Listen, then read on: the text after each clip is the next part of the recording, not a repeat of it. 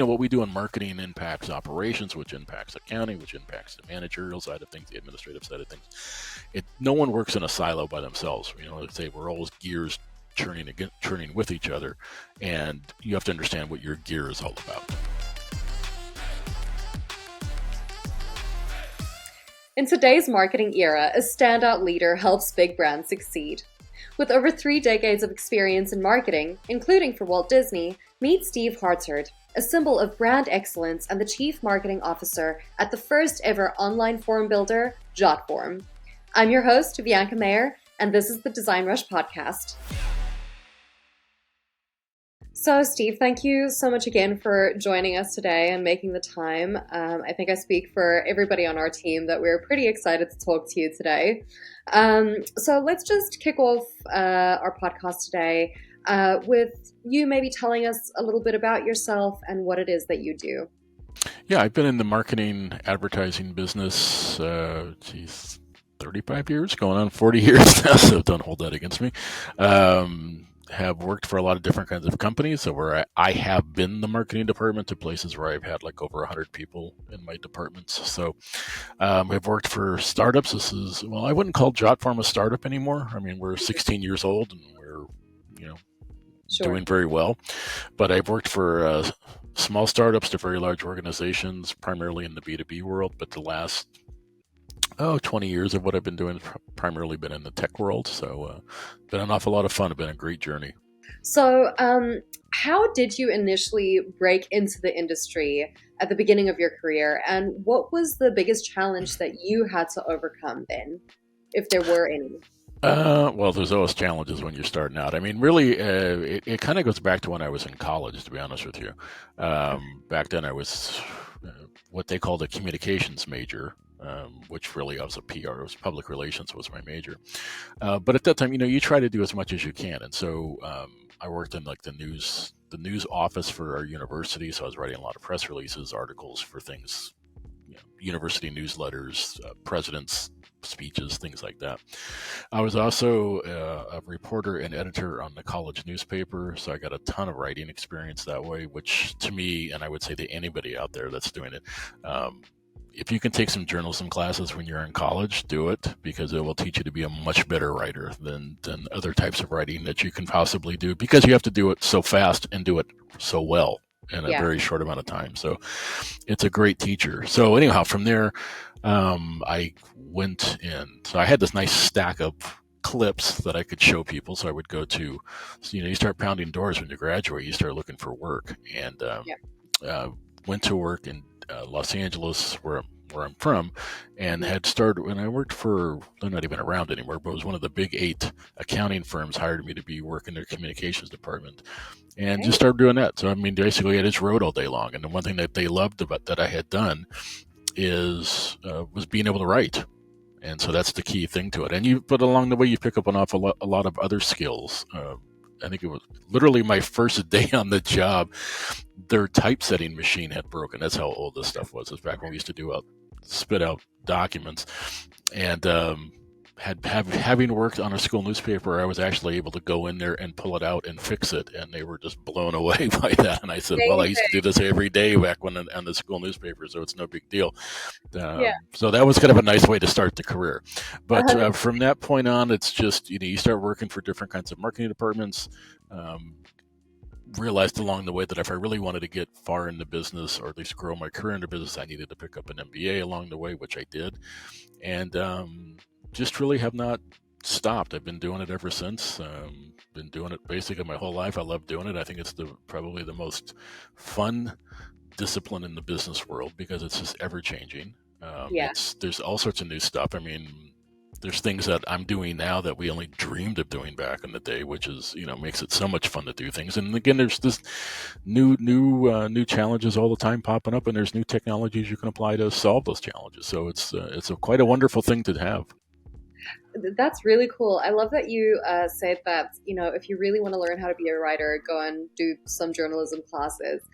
Was that something that you, like with the PR, the writing and everything, was that something that you always knew you'd fall into, or you always wanted to do? Not really. I mean, honestly, the way I kind of fell back into this is back in anybody from Los Angeles wants to work in the entertainment industry. I wanted to make movies and television shows back then, not behind the camera, not in front of the camera. Trust me, I say I got a face made for radio, so that was never a problem for me. Thank you. But working, and I kind of thought, well, this is similar to that because you're making, you think you're going to be making commercials all day long, which is one little bit in the segment. So I thought maybe that's a way to get into it. But then I realized there was a whole other bit to it. I mean, we're doing print ads, you're doing all sorts of other kinds of content that you're producing for advertising side of the business. And I thought there was a real challenge in it because sometimes you only had like 6 words to do something, and then you had to really communicate your idea in marketing. You got to market your proposition in 6 words or less. That's a huge challenge, and so to be able to do things like that was, to me, was fun. It was, the mental stimulation, the creative stimulation of doing something like that was always a lot of fun. But then there was also the other challenge where you got to fill up 10,000 words on something, or you've got to write a speech for somebody, or one day you're working on a magazine article, feature-length magazine, the next day you're working on a press release, or you're working on, an ad. So there was a lot of different types of creative muscles you had to flex now and then. And I thought that was just the best thing in the world, because you just weren't pigeonholed into one thing. You had this big variety of material at you. And so, and the reason I bring that up in talking about journalism, it's the same way, because journalism, you might be working, again, when I was back in the days when I was in school, you would write maybe a 2-paragraph blurb about there was a car accident on campus and this is what it was.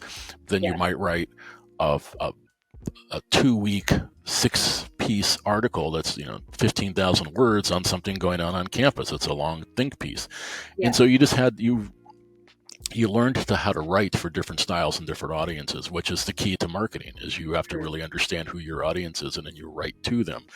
And it's so by writing the way that we were taught in the journalism world, is you had to be able to think on your feet and write effectively. And that's really key to, marketing in general, but boy, if you have that skill in any part of the business world, you're going to go very far with that. They used to say the scariest thing for people would be to be in front of an audience giving a speech. And I say, no, it's put someone in front of a blank sheet of paper back in the day and say, write something. Yeah. And people would vapor lock. So it's having the ability to write effectively is a big key for anybody that wants to succeed in the business world, but in particular in the marketing discipline. Yeah, exactly. That's a really good tip. And for sure, I think thinking on your feet is a big thing to be able to do, and especially in today's world, when everything is quite social and, you're having conversations with people. But what I want to ask you is, do you have any tips for how people can develop that skill of thinking on their feet and trying to come up with that, or is it just practice? Well, you practice. There's an adage is write every day. And whether you're writing a blog for yourself or you're writing, you wanted something published online, is to write. Because the more you write, the better you get at it. You understand how to do revisions. You understand how to edit in your mind as you're doing things, because you might say, I've got 5 minutes to put out 50 words on something. Go. And you have to write something effectively, and you only get a shot at one draft of it. You don't have the ability to go, I'll think about it overnight and come back. No, you've got to do something now. And so that's where I say the thinking on your feet is, if you can, as the event or whatever you're working on is in front of you, you should be starting to think about what the words are going to use to describe it, and what the sequence of those words is going to be. And then after a while, it starts just to become almost second nature to you, that as you're doing things, you go, yep, I can write this. And you start putting this outline in the back of your mind. And then you just start putting things together. When I've done some really long form writing, and everybody's got their own style, what I've done is I've actually put together an outline. I'll physically write one up and say, well, these are the key points I want to make. And then I start writing subheads and all these other things. Next thing you know, I've pretty much written the whole thing out. And then I just have to kind of fill in some gaps here and there. But it's a great way to organize your thoughts. And that's one of the things that I think a good writer can do, is to really kind of figure out what they want their voice to be, and then how they're going to go about doing it, because that's really the key. Otherwise, you're just rambling. Your things are going all over the paper, and people get lost in it and bored, and they just don't finish it. So that's about as much as I can say for that, I think. You've also been in the industry for over 20 years. You've had so much experience in marketing and growing market share for emerging companies. So what keeps you so inspired to involve in the marketing industry? Well, I mean, it comes back to what I said. There's always changes, and there's changes in technology. There's changes in just the challenges. The one thing, and I don't want to say it's good. I don't want to say it's bad, but market segmentations have fractured even more than what they usually would be. I mean, there's a point you can say, well, we're going to only target, let's say you're in the healthcare world, physician groups that have anywhere between 10 and 25 physicians on staff. They make this much revenue, and they specialize in, these three medical orthopedics, maybe surgery, and say pulmonary work, right? Sure. You can find those people. Back in the day, it was very difficult to really laser in on those. So now you can really pinpoint almost on a granular level who that market is and where that market is at. Mm-hmm. And that's something that's very, very important for a marketer, because you eliminate an awful lot of waste in your activities. And when I mean activities, your communication and marketing channels. So the more you can, eliminate that part of it, the better marketer you are, because now you're talking to the people that you really want to talk to that should be interested in your product or service.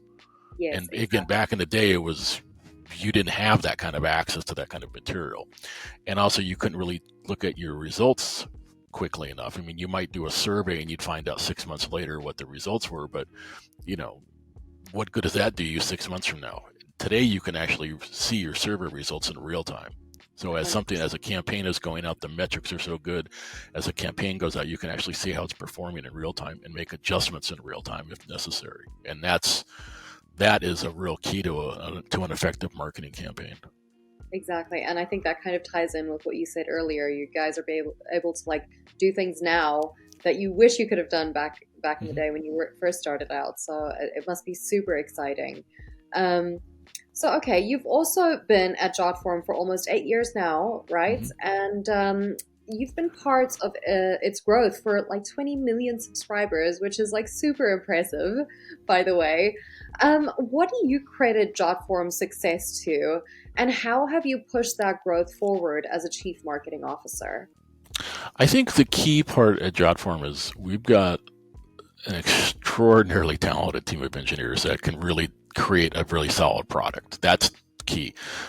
We're always releasing new features. We're always releasing new, just new parts of the product itself. And when we look at our product roadmap and how we want to release things and what we want it to do and behave, they're able to do it. Our technical team is able to visualize, and they understand what they need to do, and they do it super, super well. I mean, it just blows me away how good they are at their jobs. And so as a result of that, I mean, it gives our customers they have compelling reasons to purchase the product, and another one to stick around with the product. And that's the key part of it. Our competitors out there, we find a lot of our competitors are chasing us. They'll look at stuff and go, oh, we should put that on ours too, but we'll already have a lead going and things like that. We might have 6 months to a year lead on something. Yeah. And they kind of scramble to do catch up on us and things like that. So for me, it's really having a good product that works for people. It fits into their tech stack seamlessly. That's really one of the biggest things. It's one they can be confident in from a security point of view. They can be confident in it from a functionality point of view. And then I mentioned, working on the tech stack, where it just kind of just seamlessly slides into what they're currently doing without having to, do this balancing act of things. So having a bunch of different types of integrations and having things like different types of payment processes you can integrate into it, it works. I mean, it works for everybody. Just to give you an example, Jotform's got two different kinds of product lines, right? We've got what we call enterprise, and we've got our standard program, which is for single users. Mm-hmm. We could have, obviously, like a mom and pop bakery could be using it to create like a mailing list. They just want to get people that are interested in the product, and they say, or in their products, and they say, give us your name, address, email. We'll put you on our list. Sure. Well, we also have companies like Disney and Apple and companies like that work with us. I mean, I think people have heard of those companies. Yes. And they will, when you look at what they're doing, in some respects, very similar things. So you think if you get a little mom and pop bakery and massive companies like Disney and Apple are trying to solve the same problem. Now, the scale of that problem might be a little bit different, but it's really the same problem that they're trying to solve. And that's the beauty of it. You look at it and you go, business is business. It doesn't matter if you're big or you're small. Businesses face the same challenges on a day-to-day basis, and Jotform is one of those kinds of companies that can come in there and help solve an awful lot of these kind of day-to-day challenges. Yes. And that's really the kind of the sweet spot for it. And that's why our growth has been so strong, is because people can look at that and think, yeah, I can do this, and it's it's a reasonably priced product, and it just works.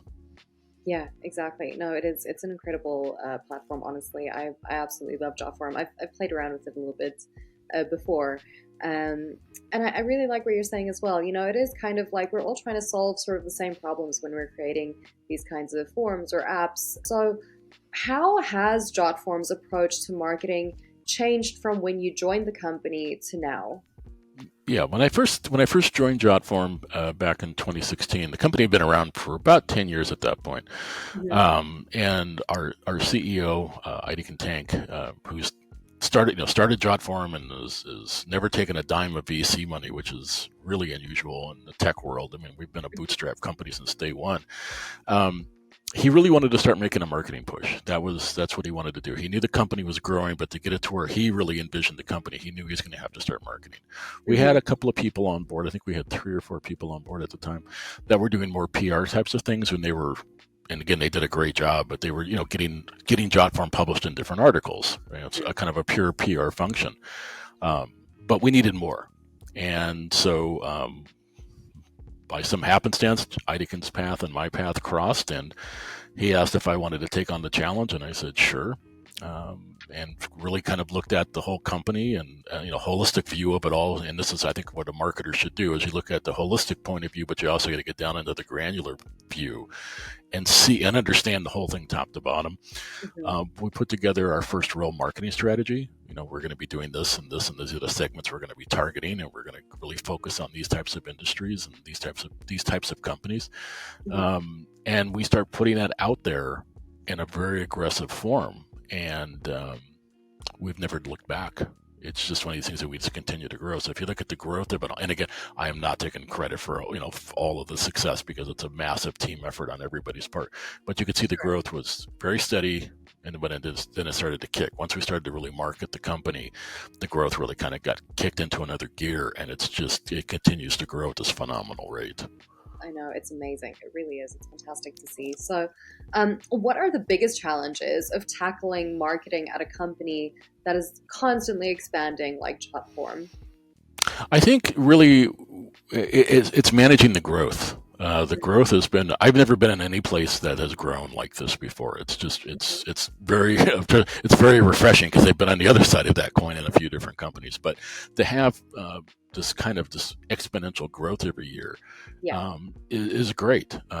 So that's one kind of problem that you like to have those problems. But the other side of it is also managing customer expectations. They come to the table now expecting a certain level of service, expecting a certain level of support, integration processes and things like that.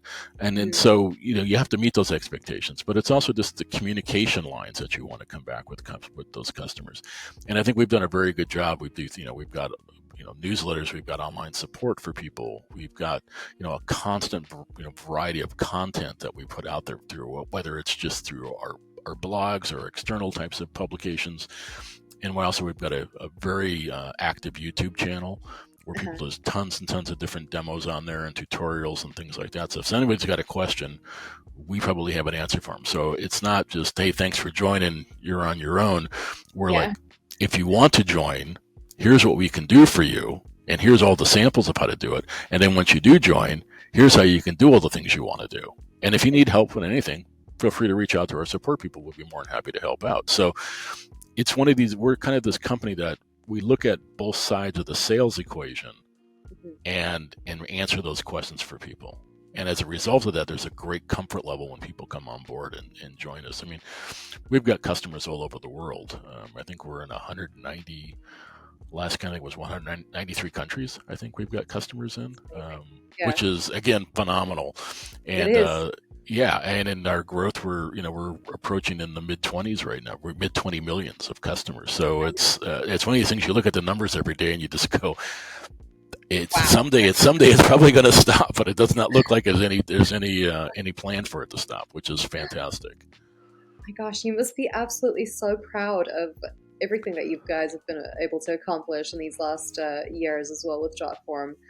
I am wondering though, like especially like looking at it from the marketing point of view, um, throughout these years, did you or were you able to identify things that really set you up for a solid foundation that can drive that growth the way that it has been?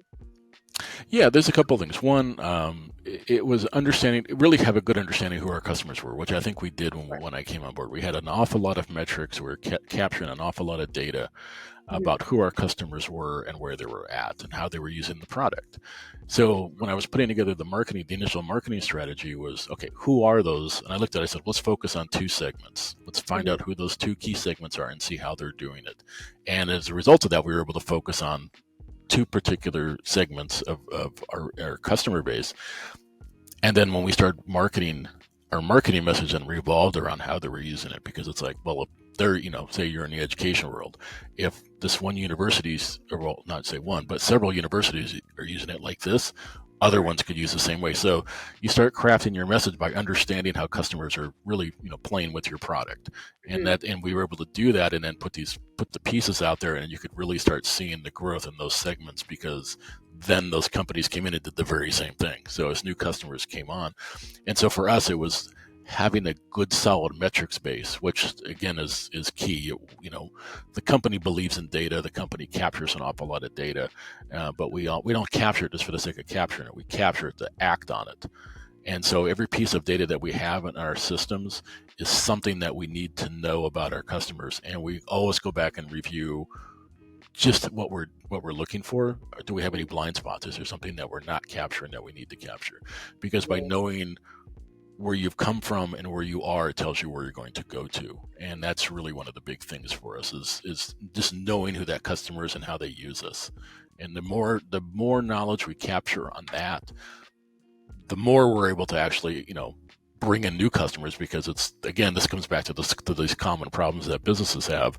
Everyone thinks they're unique, and yes, they are unique in these problems, but there's also a common thread that runs through all of them, and that common thread is where we can address that problem.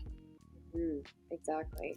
No, I love that. That's actually really, really valuable information there. So, I mean, look, as we know, Jotform is also about like all about automation and using data to inform productivity. So, what role does data insight specifically, or data insights specifically play in establishing marketing strategies? Yeah, I mean, we look at things and go, well, if we send out an email, for Hmm. example, we'll do an email campaign. To say we're going to send out a newsletter to our existing customer base. And again, we have a freemium product, so you got people that come in on the free platform, and then it's a consumption-based model in essence, really. So the more they use it, they move into the paid tiers, and then they get to the paid product. And that's the goal of any company, right? Is you want to get them off your free platforms and move them in. So we're constantly looking at, okay, who we sent it out to this many people. Maybe we've got a prospect list that we're sending out to. Hmm. We have a newsletter that we're going to send out to these people. We got, like, say, 4 or 5 articles in it. Which ones did they click on? Which ones did they stay with the most? Who were these people that did it?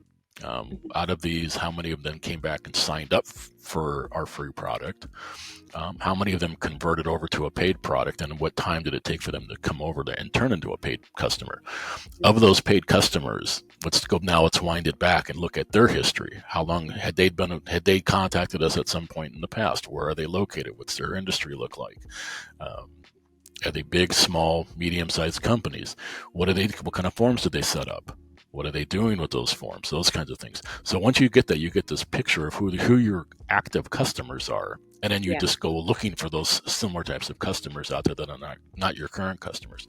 And so that's how we do it, right? And what we're finding for an awful lot of people is, and COVID really brought this forward, because COVID obviously changed the world, Yeah. but when it hit, people realized they had a problem that they didn't know how to solve. And by Jotform having this ocean of content out there, when somebody said, I just need an online registration form, and they're just going to a Google or Bing and looking for that, Yeah. Jotform pops up. And so having all that groundwork laid out over the years, knowing that it's going to pay off for us, when an event like COVID hit and companies had to rapidly pivot, they were able to find us, and then they could adapt into their systems and work it. And that's really, to me, is one of the key parts of marketing is people will say, oh, you got to have content, you got to do SEO. Yeah, that's all great stuff. But you want to have something with a shelf life. Because we still have people referring to articles that we published 10 years ago that are still driving business because that's the core of something like that, right? It's not just, what did so-and-so celebrity do last week? No, this is a business problem that people have been facing for decades, and we're helping solve that. And so when companies come in, they know they have a problem, but they don't know how to solve it. And we're here to say we have a solution, and then they join, and then the sticky factor is insane for us. And so people just come in, they just seem to never leave. Considering that Jotform offers solutions to several kinds of industries, so as you mentioned before, healthcare and education to e-commerce, how does your approach differ according to the industry that you're targeting? Well, again, everyone's got their own needs. So if you're in the healthcare world, one of them is you want to make sure patient privacy. So HIPAA is a big thing because patient health information is extraordinarily sensitive, and so they want to be confident in the fact that if this patient information is hosted on a cloud service, is it protected? And so by having our product be HIPAA certified, and we can talk about all the different types of encryptions that we offer, things like that. There's a confidence level that when they come in, they can look at it and say, "Yep, that's what we need. Big problem solved." A similar fashion happens in the education world. There's a thing called FERPA, which is another type of a privacy regulation for students. Because again, students by and large are minors unless you start talking university level. So they want to make sure that data is protected and secured and everything else. And we can talk about all the different types of security levels we have on that front. And so that's a big relief to them. And then they'll say, and usually those are the very first questions they'll start asking us. Talk to us about your security, your data security. Yeah. And then they'll come back and say, okay, we're using these kinds of technologies. What does your integrations look like? And then we obviously have an integrations page on our website, but we can walk them through and say, what are you using? Well, this is how you integrate. And then they're just, okay, this is very simple to do. How much training is involved?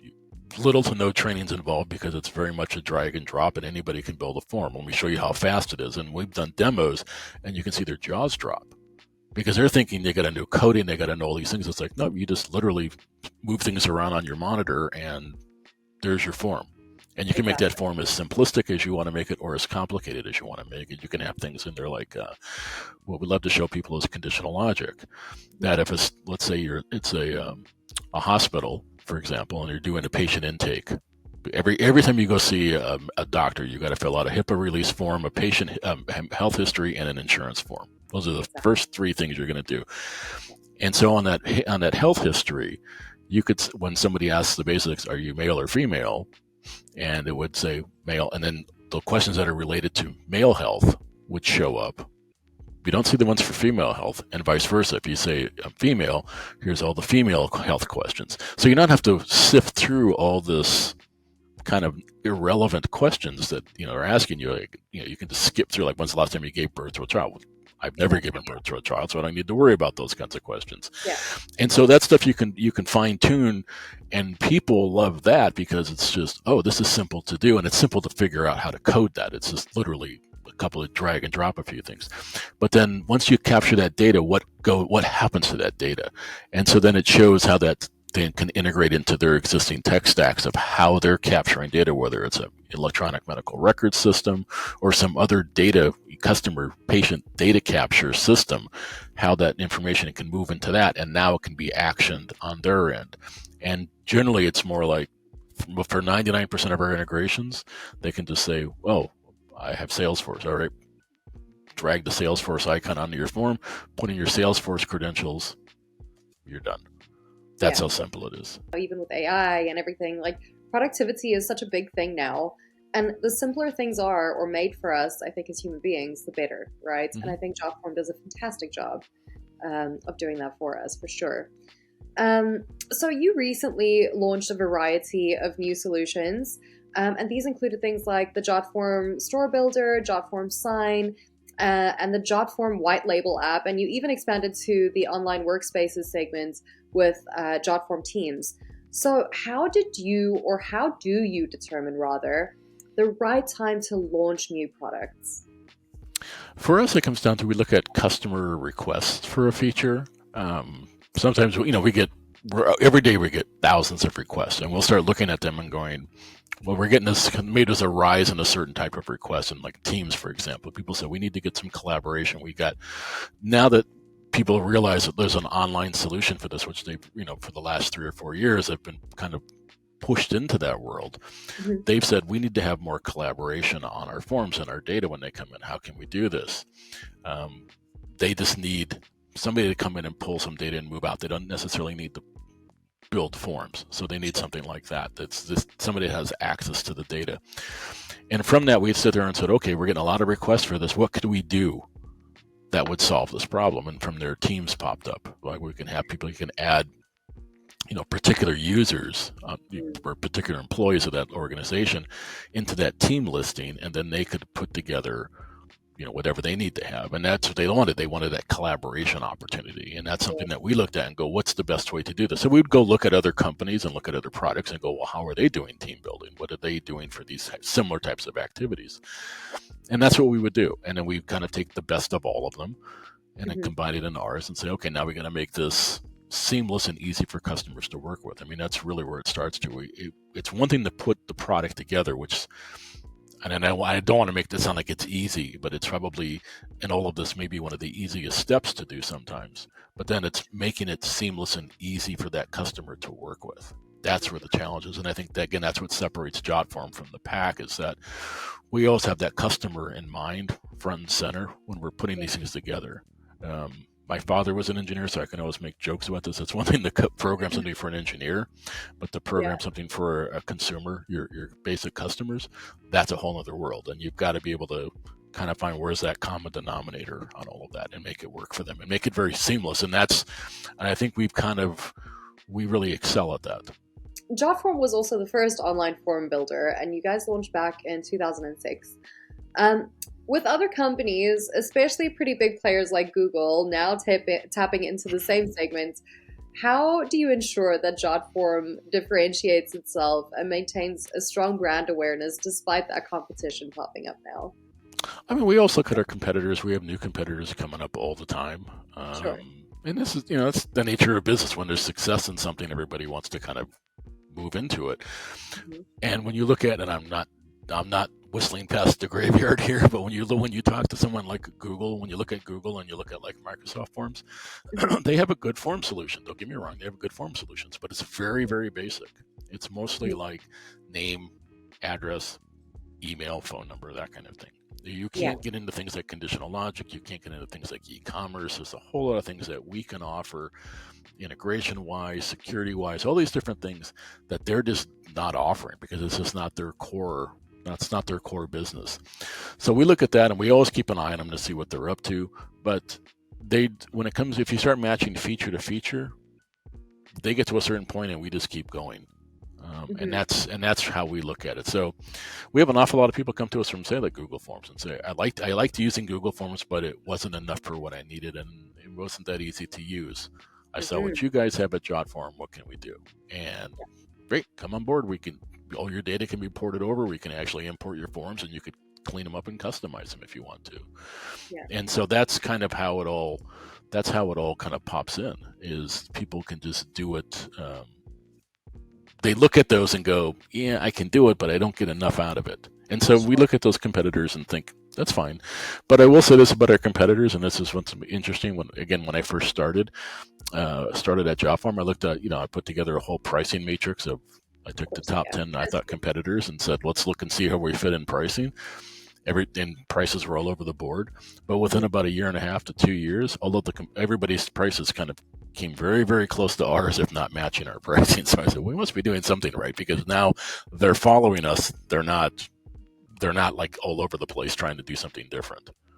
Exactly. Yeah. Well, there you go. That says everything, right? Hmm. So, how do you also see the marketing sector evolving in the future? Are there any trends that you believe will soon become like an integral part to successful marketing? Yeah, I think as AI develops and continues to mature, I think you're going to see an awful lot of different things popping up in that world. Right now, it's kind of rudimentary. People say, "Oh, you can have it to do all your writing." No, I think a definitive no, Yeah, because it still has to rely on existing content out there someplace, exactly. and just to see what it can do. So I think there's still a lot of maturation in the technology on that front of it. But once it's there, it might be able to produce some basic kinds of reports for you, maybe some basic press releases, those kinds of things. Hmm. I still think you need a human touch on content development. Always, of course. From a creative point of view, I think you're still going to need the human part of that whole equation. But when there's things like analysis of data and constantly having this churning, looking for trends and keywords, I mean, some of that stuff can be done now with different technologies. But Yeah. I think AI will have this ability to kind of really dig into your metrics and find hidden treasures that you just weren't aware were there, because one, there's this vast again ocean of data and you can only move through so much of it, but AI can just churn through it and pull in different sources and compare and contrast the things. So I think from an analysis point of view, it's going to really be a boom for the business, because I think it's going to have an awful lot of really good a lot of good things are going to happen on that side of it going forward. But as far as I think the creative things, there's some things that can help with in like Photoshop manipulation, video creation, things like that. But again, you still have to have somebody smart enough to code it in there and make it work the way you want, and that's the human touch. Yeah, I couldn't agree more. So, finally, Steve, could you share 3 tips for young professionals that are breaking into the marketing industry? And what do you wish you had known when you began your career in marketing? Um, well, what I wish I knew was a better understanding of the financial aspects of the business world. I spent all my time in the marketing side of things and the communication side of things. I didn't spend an awful lot of time in like the accounting and finance. So the more you can understand how the money numbers work, the better you are in understanding how marketing fits into the whole picture of things. Because you have to speak to the people that have the money, and that's the finance departments, to try to get budgets and things like that. So the more you can understand that language, the better you are as a marketer. So that would be one tip I would offer people, and that's something I wish I had paid more. Even though I got A's in those classes, I didn't really soak it in. It was more like, I'm not going to worry too much because I'll be over in the marketing department if I'm not going to be an accountant, so it's no big deal for me. But I wish I kind of let it soak a little deeper into the system. I mentioned being a good writer.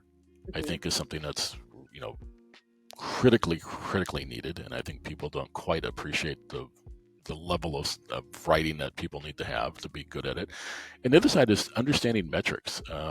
Take a couple of stats classes, really understand how to take a deep dive into your numbers and make sense of them. It's one thing to say, oh, we have big data. I mean, everybody says big data. Big data has been around forever. It's just now we have better tools to analyze the data, and the tools are going to get better. I mentioned the AI will have a play in this thing. So the better you can be at metrics analysis and understanding how stats work and understanding how just projections work based on all that, again, the better marketer you'll be. A lot of my friends think that, oh, you're marketing, you must be out doing commercials all day long and doing all this. Like, no, I'm usually got my nose buried in a spreadsheet all day long. So the glamour part of it is there, but the nuts and bolts is making sense of the numbers. And so that's the thing. The more you understand how that all those, especially the numbers and the finance part of it work, the better marketer you are, because you understand the holistic point of view of the business. Yes. And then you can really make sure, because what we do in marketing impacts operations, which impacts accounting, which impacts the managerial side of things, the administrative side of things. No one works in a silo by themselves. Let's say we're always gears churning with each other, and you have to understand what your gear is all about. Because how your gear impacts everybody else's makes it a much smoother transition for everybody. Thank you so much again for joining us and for making the time for us today. And this was a really insightful conversation. Well, it's my pleasure. Loved having a talk, and hope to do it again sometime. And that's it for today's episode. If you're looking for a marketing agency for your project, we're here to help. Visit designrush.com/marketplace. Our marketplace offers a curated selection of agencies that can provide the solutions you need to turn your dream project into a reality. Again, I'm your host, Vianca Mayer. Stay curious and join us for the next episode.